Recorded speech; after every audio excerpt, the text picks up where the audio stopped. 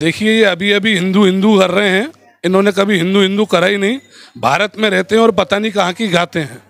इसीलिए भारतीय जनता पार्टी की सरकार बनेगी और ये बनना तय है। सर, राहुल गांधी करेंगे, प्रियंका गांधी करेंगी, ममता दीदी करेंगी, अखिलेश यादव करेंगे। सर, इनकी बात का जवाब आप दीजिए, कौन करेगा? ये दूल्हा जो है ये घोड़ी पे बैठेगा कौन 24 में? देखिए, 23 का दूल्हा भारतीय जनता पार्टी तय क्यों नहीं कर पाई? 23 का भी बता रहे हैं। 23 का तेला झूठ, 23 का दूल्हा, भारतीय जनता पार्टी हमने तो तय कर दिया। 23 का दूल्हा तो फाइनल हो चुका है। माननीय शिवराज सिंह चौहान जी, शिवराज सिंह चौहान फाइनल नाम है। आपने क्या कह दिया? संगठन तो अभी तय नहीं कर पा रहा है। और 24 नेतृत्व को वहां से रही बात 24 की, रही बात 24 की तो 5-10 लोग अलग अलग कैटेगरी बना के एक व्यक्ति को हराने में लगे। उसके बाद भी उनमें इतनी ताकत नहीं बन पा रही कि माननीय नरेंद्र मोदी जी को हरा पाए। सर, क्या कहेंगे, किस तरीके से देखते हैं? पहले मैं भोपाल की बात करना चाहूं और फिर मैं उसके बाद अगर आपसे जानना चाहूं कि किस तरीके से देखते हैं भोपाल के इस चुनाव को। देखिए, मध्य प्रदेश में भारतीय जनता पार्टी की सरकार है, जिसको लगभग 19 साल पूर्ण हो चुके हैं और विकास की गंगा यहाँ बही है और आगे भी निरंतर बहती रहेगी। क्योंकि जितना विकास भारतीय जनता पार्टी की सरकार में हुआ है, सारे मंदिर देख लीजिए, सारे रोड देख लीजिए, हाईवे देख लीजिए, जितने सरकारी ऑफिस थे वो देख लीजिए, गली गली मोहल्ले मोहल्ले क्लिनिक देख लीजिए, सुलभ शौचालय देख लीजिए। भारतीय जनता पार्टी आगे भी अपनी सरकार बनाएगी, ये तय है। और केंद्र में भी 2024 में माननीय प्रधानमंत्री श्री नरेंद्र मोदी वापस जी आएंगे। ऐसा क्यों लगता है आपको कि मध्य प्रदेश में बीजेपी फिर से आएगी? एक तरफ कांग्रेस के कद्दावर नेता हैं, वो ये कह रहे हैं कि अब की बार तो मामा जी गए, अब की बार तो एमपी से भारतीय जनता पार्टी की सफाया हो जाएगा। देखिए, क्या होता है, जो काम करता है ना, तो काम होने के बाद जब वोटिंग होती है तो रिजल्ट ही बताता है कि सरकार किसकी बन रही है। तो आने वाले चुनाव बाद आ ही रहे हैं, ज़्यादा समय है नहीं। भारतीय जनता पार्टी पुनः सरकार बनाएगी, ये मैं दावे के साथ कह सकता हूँ। ऐसा नहीं लगता कि आपको एक बार कमलनाथ जी को मौका दे देना चाहिए, एक बार राहुल गांधी की सरकार पार्टी को मौका दे देना चाहिए, एक बार प्रियंका गांधी की पार्टी को मौका दे देना चाहिए, कांग्रेस को मौका दे देना चाहिए? देखिए, ये अभी अभी हिंदू हिंदू कर रहे हैं। इन्होंने कभी हिंदू हिंदू करा ही नहीं। भारत में रहते हैं और पता नहीं कहाँ की गाते हैं। इसीलिए भारतीय जनता पार्टी की सरकार बनेगी और ये बनना तय है। यानी आपने डंके की चोट पर कह दिया कि भारतीय जनता पार्टी की सरकार बनेगी। बिल्कुल बनेगी, बिल्कुल बनेगी भैया। क्या कहेंगे आप? इधर आइए, थोड़ा सा आगे आ जाइए। क्या आप इनकी बात से सहमत हैं? आप मानते हैं कि बीजेपी आ रही है या फिर बीजेपी अब की बार जा रही है? कम से कम इस बार के चुनाव जो आगामी 2023 और 2024 में केंद्र की सरकार बनने वाली है, इसमें तो बीजेपी 100% आ रही है। अगर हम ग्राउंड लेवल की बात करें तो बीजेपी का इस समय कोई तोड़ नहीं है, विकल्प ही नहीं है। हम कांग्रेस को या किसी अन्य पार्टी को विकल्प के रूप में भी सामने नहीं देखते हैं। नहीं, विकल्प है ना। मैं थोड़ा सा आइए, मैं विकल्प आपको बता रहा हूँ। कांग्रेस के लोग कह रहे हैं कि विकल्प है मध्य प्रदेश में, INDI गठबंधन कह रहा है कि विकल्प है केंद्र में, तो विकल्प कहाँ नहीं है? अच्छा जोक था, मजाक अच्छा था, हम उसको मजाक के रूप में देखते हैं।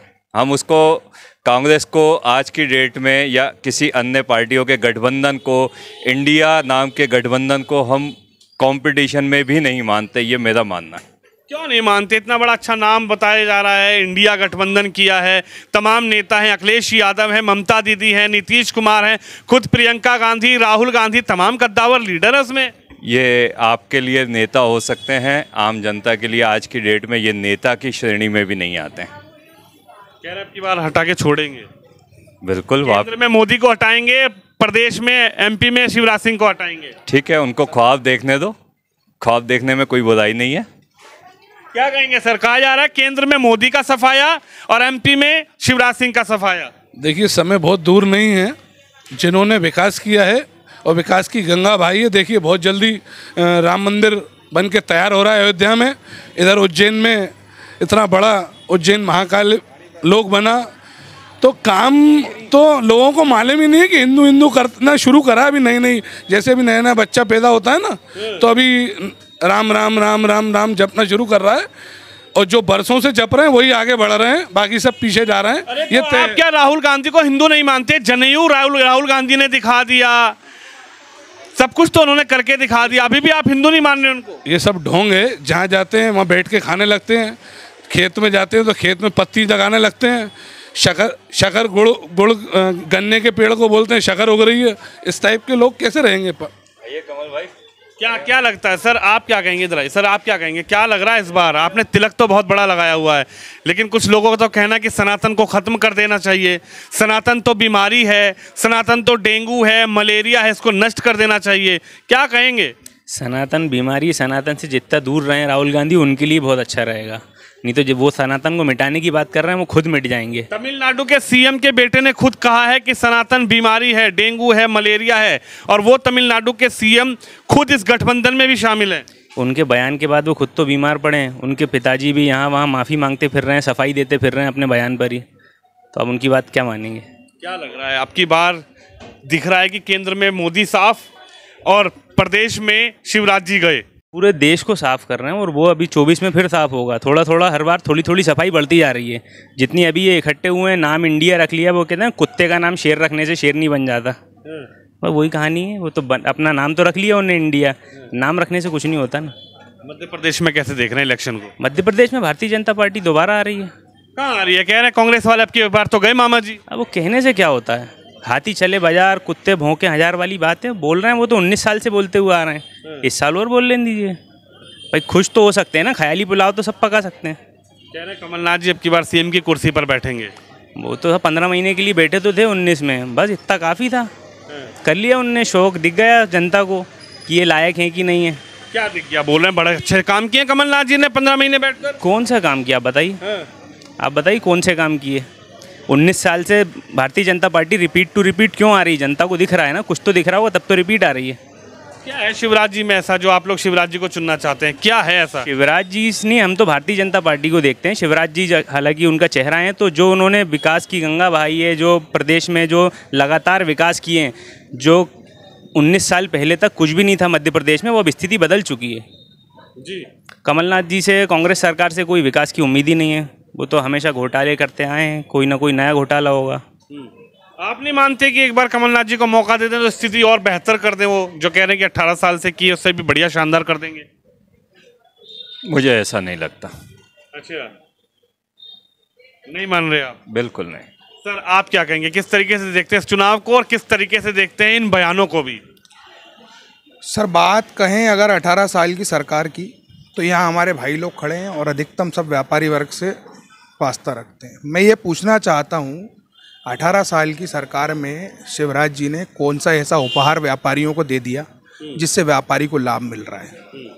18 साल में कोई भी चीज़ अगर कोई भी एक बता दें वो कि हमने ये व्यापारी को फ़ायदा पहुंचाया है और इससे व्यापारी लाभान्वित है और खुश है। और बात कहें विकास की गंगा की, तो कैमरा उधर घुमा के देखो आप, ठीक है, गड्ढे में गंदगी बह रही है। ये न्यू मार्केट है, राजधानी मध्य प्रदेश की राजधानी भोपाल का मुख्य बाजार है ये, और यहाँ मालूम पड़ता है, यहाँ से कैमरा घुमा के देखो आप, विकास की गंगा दिख रही है, वहाँ गंदगी बह रही है गड्ढे में। और बात करें मुख्यमंत्री शिवराज सिंह चौहान जी के विकास की, तो आप एक काम करो, उनकी विधानसभा में जाके देख लो, बुधनी से नरसुल्लागंज चले जाना, 1 घंटे का रास्ता 3 घंटे में तय हो रहा है। इतने बड़े बड़े गड्ढे हैं, छोटे सस्पेंशन की गाड़ी तो वहीं खड़ी हो जाती है, टो वैन भेजनी पड़ती है वहाँ से खिंचवाने के लिए। कुछ दिया ही नहीं है शिवराज सिंह चौहान ने व्यापारियों को। व्यापारियों को सब विकास में तो मतलब मार्केट के व्यापार में तो दिन ब दिन वृद्धि हो ही रही है। क्या वृद्धि हो रही है? कुछ उनने दिया? वो दिया ही नहीं कुछ। वो क्या देंगे? मतलब व्यापारियों को जो देना चाहिए, व्यापार में वृद्धि हो रही है, कम से कम विकास कहीं ना कहीं हो ही रहा है, तभी तो व्यापार में वृद्धि हो रही है। जी, क्या कहेंगे सर? कह रहे हैं कि कुछ दिया ही नहीं व्यापारियों को, तो लूट लिया। मेरे भाई को मैं याद दिलाना चाहूँगा, 19 साल पहले दिग्विजय सिंह जी यहाँ के मुख्यमंत्री थे। उस समय जो पावर कटौती होती थी, 7-7 घंटे पावर बिजली नहीं आती थी, उसके लिए उनको याद दिलाना चाहूँगा, जितना भ्रष्टाचार, जितने घोटाले उस समय की सरकारों में हुए थे, कम से कम ये उससे बहुत बेहतर सरकार है। और हम ये मानते हैं जितना रोड इंफ्रास्ट्रक्चर, जितनी बिजली की आज जो सप्लाई है, जो गैस की सप्लाई है, वो बीजेपी के राज में जितनी बेहतर हुई है, उस समय दिग्विजय सिंह जी ने जो मध्य प्रदेश का बंटाधार किया था, उसको आज भी जनता भूली नहीं है। कह रहे हैं कि बंटाधार ही कर दिया था। देखिए ऐसा है, जिस समय का जो प्रोपोगेंडा भारतीय जनता पार्टी ने फैलाया कि साहब वो विकास नहीं हो रहा, विकास, नोटंकी करने में तो माहिर हैं ये लोग, एक्सपर्ट हैं, कुछ भी कर लेंगे, तबला बजा लेंगे, सारंगी बजा लेंगे, कुछ भी कर लेंगे, ठीक है। अगर मूल हकीकत पे जाओगे आप, तो मध्य प्रदेश छत्तीसगढ़ का विलय हुआ था उस दौर में, जिस दौर में दिग्विजय सिंह जी मुख्यमंत्री थे, ठीक है। पूरी इंडस्ट्रीज उठ के छत्तीसगढ़ चली गई, ठीक है, पावर प्लांट आपका बिजली का छत्तीसगढ़ चला गया, उस आदमी ने उस विषम परिस्थिति में सरकार चलाई है, कोई और होता तो नहीं चला पाता, मैं दावा करता हूं। अभी कैसे देख रहे हो आप? अभी जो बयान भी आ रहे हैं चुनावी माहौल में, कोई कह रहा सनातन को नष्ट कर देंगे, कोई कह रहा रामचरितमानस को जला देंगे, तो ये बयान भी क्या इस चुनाव में प्रभाव डालेंगे? देखिए, जो इस तरीके की बातें कर रहे हैं ये सिर्फ अनर्गल बयान है, इनसे सिवाय माहौल खराब करने के। अभी तो मेरे को मालूम है, अभी चुनाव आ रहा है, मोदी जी एक और सर्जिकल स्ट्राइक कराएंगे, 2-4 को मरवाएंगे, फिर वहां मारेंगे, फिर सरकार बनाएंगे, ये तो एजेंडा है। ये सर्जिकल स्ट्राइक नहीं होनी चाहिए। अगर कोई देश में घुस के हमारे सैनिकों को मार रहा है, भाई साहब आप बताइए, क्या अगर पाकिस्तान में घुस के मेरे सारंगी भी मेरी बजाऊंगा भी मैं, ये स्ट्राइक नहीं होना चाहिए। कांग्रेस पार्टी और उनके कार्यकर्ताओं का रोना ही यही है कि आज उनके हाथ से जब सत्ता जा चुकी है और जनता पूरी तरीके से उनको नकार चुकी है, तो उनको हजम नहीं हो रही है ये बात। वो एन केन ये प्रकरण किसी भी तरीके से कोई भी आरोप लगा के सरकार को आज पूरे सर्जिकल स्ट्राइक करने का मौका क्यों पड़ा, क्यों इतना असला देश के अंदर घुसा, देश की सीमा से अंदर कैसे आया असला, उसकी किसी ने जांच नहीं की कहां से आया वो असला, अंदर आके उड़ा के चले गए। कल परसों भी हुआ है अनंतनाग में, जो हुआ है जिस तरीके से शहीद हो गए हमारे जवान, लेकिन उसके बाद फिर घुस के मारा गया अंदर। देखिए, ये शहीद हुए तो घुसे क्यों सीमाओं से, घुसे क्योंकि अजय भाई सीमा पे चौकीदारी करने नहीं जाते ना। अगर ये कांग्रेस लोग जाते होते तो ये नौबत ही नहीं आती ना। ये सब प्रपोज्ड है, ये पूरा प्रपोज रहता है। अभी चुनाव आएंगे, मैं दावे के साथ कह रहा हूँ, फिर ऐसा कुछ होगा, फिर 2-4 को शहीद बलि चढ़ेंगे, फिर मोदी जी बोल के आएंगे 50 लाख तुम्हें, वो महिलाओं से वो आर्मी के जो जवान हैं उन मोदी जी पाकिस्तान वो जो बोल कर आते हैं, जी बिल्कुल, नवाज शरीफ के यहाँ बिरयानी खा के आए, उनकी नवासी की शादी में जाके नहीं गए हो तो बोलो बिगर बुलाए मेहमान बन के गए। भाई हमारा भूल गया संसद पे हमला हुआ तब किसकी सरकार थी, भाई हमारा भूल गया जब मुंबई में बम कांड हुए थे तब किसकी सरकार थी, भाई हमारा भूल गया जब अफजल गुरु और कसाब ने यहाँ घुस के आतंक मचाया था तब किसकी सरकार थी। बताइए किसकी सरकार थी? बिल्कुल थी, लेकिन हाँ उनके पे जवाब दीजिए, किसने बोल के प्रायोजित करवाए थे चुनाव जीतने के लिए। बिल्कुल उनके साथ कड़ी कार्रवाई की गई। तो अगर उनके संग कड़ी कार्रवाई की गई तो सर्जिकल स्ट्राइक अगर पाकिस्तान में घुस के की गई तो उसका सबूत चाहिए क्या? ना असला अंदर कैसे आया? अरे कसाब कैसे आ गया अंदर? बहुत बढ़िया है? बहुत बढ़िया, ये सवाल पूछा ही बयान कर रहे हैं कि कितना बिल बिल आ रहे हैं। 5 साल पहले जनता ने भारतीय जनता पार्टी को नकार दिया था, ये खरीद फरोख्त की सरकार बनी है। कैसे बिक जाते हैं? खरीद फरोख्त कैसे हो जाती है? अपना विवेक नहीं है, एक विधायक के पास उसका विवेक नहीं है, वो कैसे बिक जाता है? देखिए ये खरीद फरोख्त, देखो वो तो जो पैसे से बिक रहा है, कांग्रेस के विधायक बिक जाते हैं। सब साफ हो चुका है, बिका हुआ माल सब बिक गया, अब टिकाऊ है, बिकाऊ गया सब टिकाऊ। कांग्रेस के विधायक बिक जाते हैं भाई साहब। 2018 में कांग्रेस सरकार को मौका दिया था जनता ने, अच्छा। अब वो खुद नहीं संभाल पाए, तो इसमें जनता की क्या गलती है? संभाल ही नहीं पाए आप। देखो साहब, जयचंदो का मुखिया ही अगर नहीं अपनी सरकार नहीं संभाल सकता तो लोगों को दोष देना अच्छी बात नहीं। चलिए आखिरी सवाल पूछता हूँ, इनसे पूछता हूँ भैया, 24 में आप कह रहे हैं कि ये सेमीफाइनल और 24 में फाइनल है, तो 24 में जो बारात तैयार हो रही है उस बारात में दूल्हा घोड़ी पे कौन बैठेगा? देखिए दूल्हा घोड़ी पे जो बैठेगा वो INDI तय करेगी, मैं कौन होता हूँ तय करने वाला? अरे तो वोट तो आप दूल्हे को देख के ही दोगे? नहीं साहब, मैं तो में जाते होंगे तो पूछते होंगे ना कि दूल्हा कौन है। जब मैं बारात में जा रहे हैं, जब हमारे एक सम्मानित थे, मैं आपको किस्सा सुनाऊं 10 साल पुराना, एक हमारे सम्मानित थे, उन्होंने हमको बोला कि साहब वो मोदी को वोट दे के आना तुम, तो भैया मैं तो जो मेरा काम करेगा उसको वोट दूंगा। क्या लगता है कौन करेगा इसमें से? राहुल गांधी करेंगे, प्रियंका गांधी करेंगी, ममता दीदी करेंगी, अखिलेश यादव करेंगे? सर इनकी बात का जवाब आप दीजिए, कौन करेगा? ये दूल्हा जो है ये घोड़ी पे बैठेगा कौन 24 में? देखिए 23 का दूल्हा भारतीय जनता पार्टी तय क्यों नहीं कर पाई? 23 का भी बता रहे हैं। 23 का दूल्हा भारतीय जनता पार्टी हमने तो तय कर दिया। 23 का दूल्हा तो फाइनल हो चुका है, माननीय शिवराज सिंह चौहान जी। शिवराज सिंह चौहान फाइनल नाम है। आपने क्या कह दिया? संगठन भी तय नहीं कर पा रहा है। और 24 नेतृत्व को वहां से रही बात 24 की तो 5-10 लोग अलग अलग कैटेगरी बना के एक व्यक्ति को हराने में लगे, उसके बाद भी उनमें इतनी ताकत नहीं बन पा रही कि माननीय नरेंद्र मोदी जी को हरा पाए और सरकार एक सवाल मेरा आखिरी बिल्कुल आप सभी से है, G20 देश में हुआ, जिस देश ने मोदी को यह कह दिया था कि हम आपको वीजा नहीं दे सकते हैं।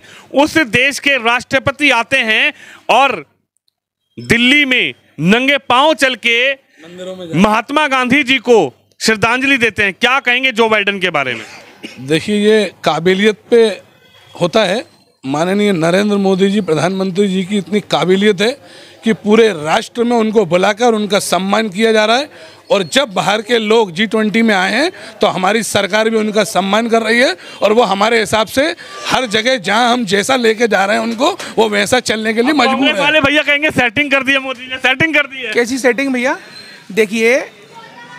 देखो, उगते सूरज को दुनिया सलाम करती है। और बात करें, ये तो उगता सूरज, ये तो गोडसे की विचारधारा के लोग हैं। ये गोडसे की विचारधारा के लोग हैं। ये बोल दें गोडसे मुर्दाबाद, बोल दें गोडसे मुर्दाबाद। ये गोडसे की विचारधारा के लोग हैं। वो तो यूज कर, महात्मा गांधी को भी मानते हैं। गांधी जी, जो बाइडेन से महात्मा गांधी को श्रद्धांजलि दिलवा, गांधी जी का तो उपयोग कर रहे हैं ये राजनीति के लिए। गोडसे इतने बड़े कद्दावर ने, देश के राष्ट्रपति ने गांधी जी की वहां पर जाकर और पांव नंगे पांव चले। वो गांधी जी की महानता के आधार पे किया है उनने, वो गांधी जी की उपलब्धियों के आधार पे किया है, जो उनके योगदान है। सवाल पूछ रहा हूँ, यहाँ पे कौन कौन चाहता है कि अब की बार सरकार बदले? कौन कौन चाहता है, और कौन ये चाहता है कि सरकार ना बदले? हम तो चाहते हैं सरकार यही रहे, विकास की गंगा बहे और व्यापारियों का भला हो। कैमरा घुमाओ। चलिए, ये तस्वीर आप देख सकते हैं। हालांकि जबरदस्त यहाँ पर बहस दोनों के बीच देखने को मिली। एक तरफ भारतीय जनता पार्टी के समर्थक और एक तरफ कांग्रेस के समर्थक। लेकिन आप जरूर इस वीडियो पर निराय रखिए और आप भी बताइए कि इस फाइनल से पहले सेमीफाइनल में क्या होगा, और अब की बार फाइनल में यानी कि केंद्र की गद्दी पर अब की बार जनता किसको प्रधानमंत्री भेजेगी। कैमरामैन शिवम यादव के साथ विनोद शर्मा, भोपाल से।